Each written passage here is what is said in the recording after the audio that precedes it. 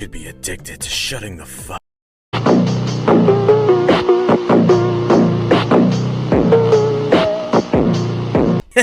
You want to kiss me so bad it makes you look stupid.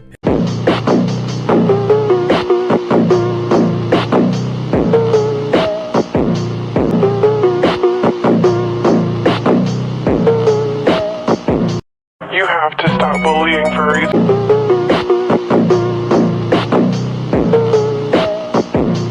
For doing the same thing that cosplayers are doing. Some of y'all will praise a cosplayer for the thousands of dollars and hundreds of hours they put into their costume.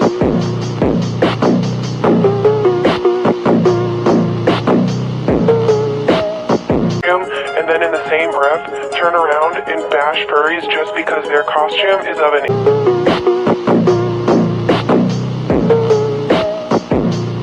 animal. They know that it's silly. They know that